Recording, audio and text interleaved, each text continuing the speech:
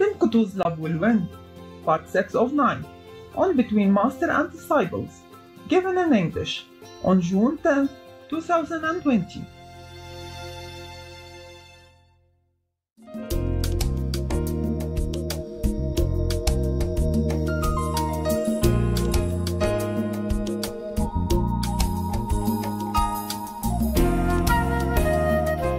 When I went to Halifax afterward, we had problem.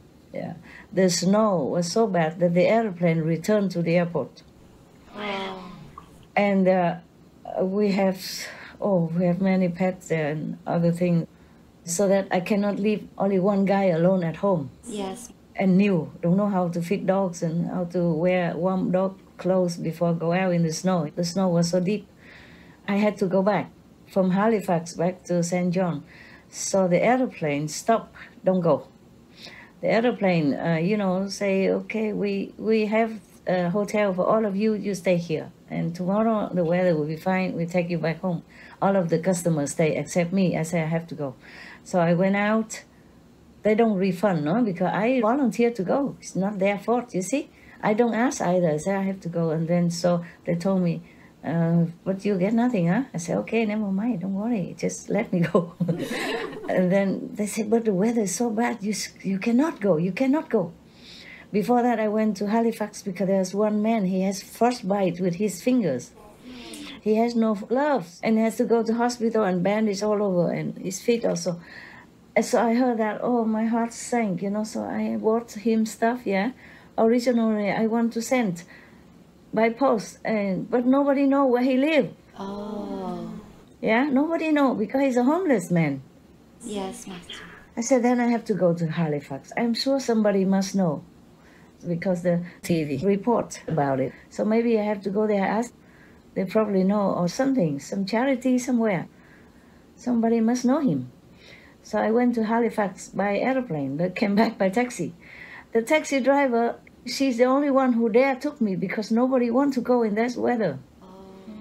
You can't even see the road in front of you. But I said I had to go, my pet. So she agreed to. I said I pay you double, triple. And she agreed to go because of the money. I said, oh, thank God, very good of you. And then she drive just maybe half a kilometer, a few hundred meters, and then she bump and then bury herself and us into a snow mountain. Oh my goodness. Yeah, and luckily we get all out and dig. And then we came out. So I said to my attendant at that time from Costa Rica, I said, you drive. I cannot trust this woman now. Maybe she's too tired driving all day already. And this time she's supposed to not driving anymore, rest. But because of us, she did feel sorry for us, so she took us. Yeah, also we pay her well.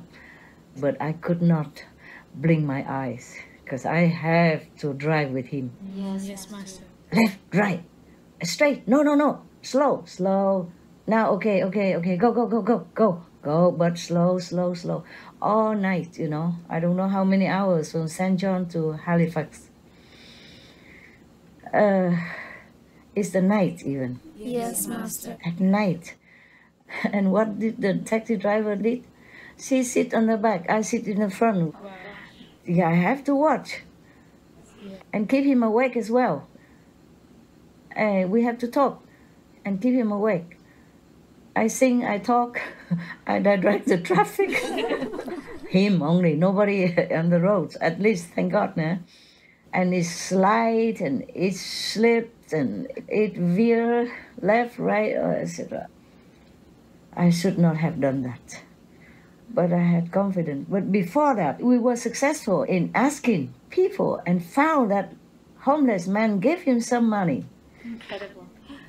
But I told him, don't tell anybody, okay? Yeah. It's better for you, just for you. Don't tell people that you have money, cash. It's dangerous, okay? I can't give him check, can I? So I gave him, I think, some thousands of dollars in cash. And then clothes and gloves and hat and mitts and socks and shoes, yeah? Wow. Boots. He's a homeless man, but somebody give him a storage room to live in. And a church charity know that. So asking. One person say to another and another, and we landed in there, and we asked somebody to please call the church father and his wife. They came. A very humble couple. Yeah, they do charity. You understand? They help the homeless, so they know where he is. So they took us to that storage room where he lives. It's not a room at all. He has a broken sofa they gave him, better than nothing. And all around him are chairs and all kind of furniture. He has only that sofa and a few meters to go to the toilet. That's it. A few meters, but zigzag. Yes. Yeah, and a warm stove or something to cook. That's all. And he lived there, but at least he's warm. Why he has frostbite? Because he went out to look for a job, for work. Yeah.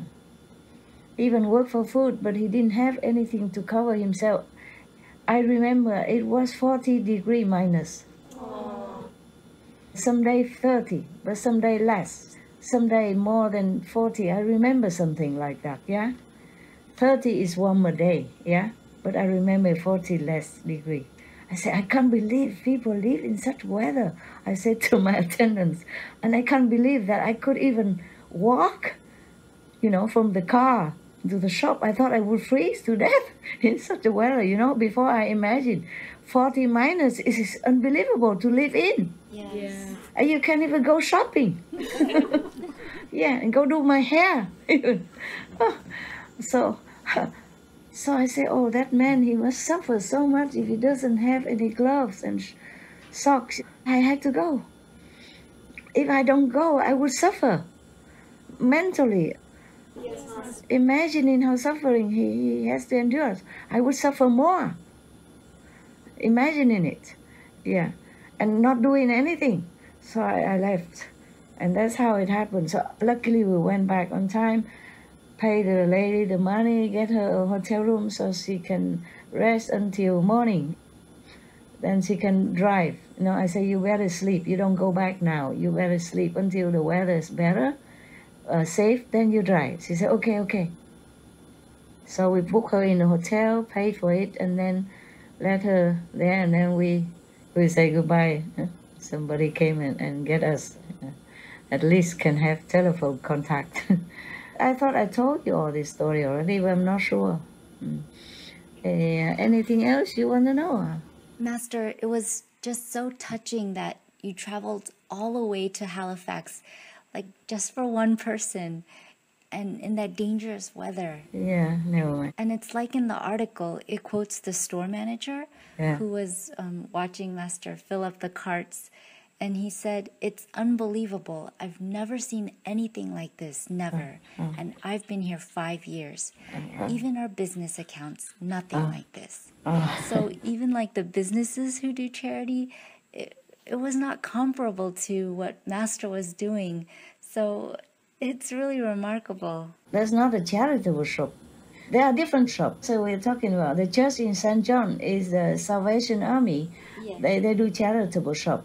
And the one that I bought from their top class clothing shop. Yes. Yeah.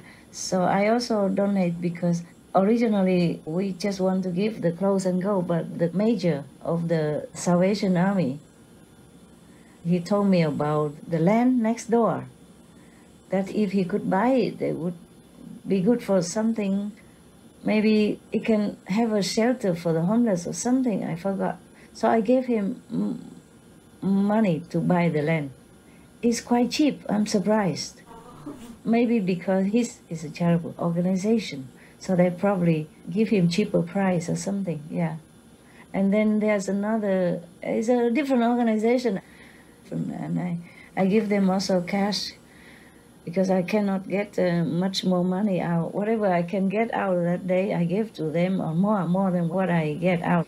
I think I can get about only 20,000 Canadian dollars per day.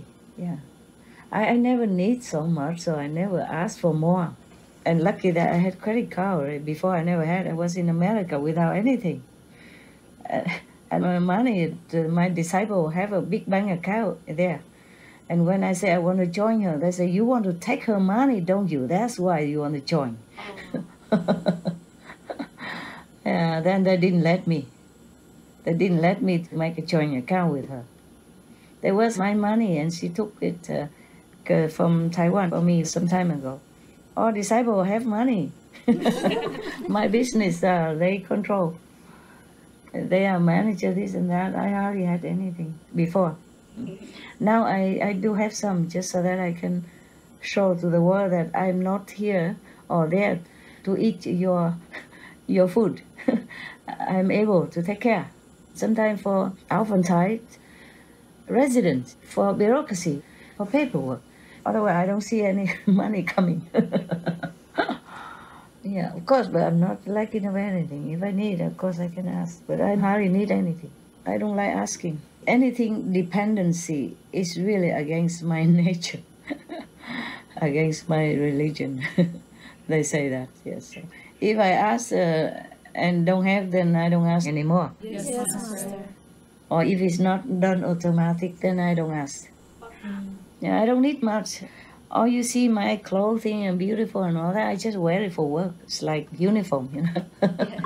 Special uniform. The rest, I don't need much. I can wear cheap clothes, simple and comfortable. Yes, Master. So I don't really need much. Even when I was not a master, you know, I was starving for 3 days in Paris without job. Without job, looking for a job. I still don't tell the people that I don't have money. They're the people who took me in to work there, and when I quit for some sentimental reason, they asked me if I want some money. I said, oh, no, thank you, it's okay. I didn't want them to misunderstand. I was in love with the house man that time. I told you this story already. Yeah. Because his wife is very ungentle to him. He's a doctor, he's busy already, and go home, have to do this, do that for the kid. Yeah, and she could do it, but it's not like she tell them nicely, say, hey, do this, hey, go do that, like ordering. So I feel sympathetic with him, and then that turned slowly into like romance, but I didn't know. But I caught control until he broke it, and then I had to run. Because now I knew that he also has a feeling for me, then I cannot stay. It will be dangerous. If me alone, then I can control, but I'm young. So I say I had to go. Because I quit immediately. I don't have anywhere to stay and no money at all. A student, just have a few dollars to go with bus, but not enough to even buy bread. If I buy bread, I have no money to go anywhere to look for a job. So 3 days I had nothing. And I was walking in the park, looking for a job still, you know, and the man come and offer me 800 francs. French money at that time. I don't know how much US dollar, maybe half of it. 800 to go with him. So I say, if you don't leave, I call police, huh? Then I look serious, so he left me. At least he's decent, you know? Very decent, yeah.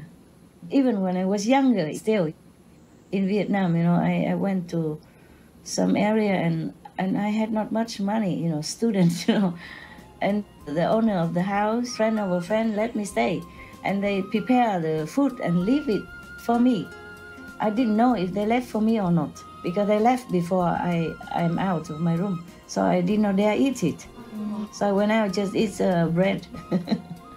Bread and drink water. Oh my goodness. So to ask something for me is very, I don't feel comfortable.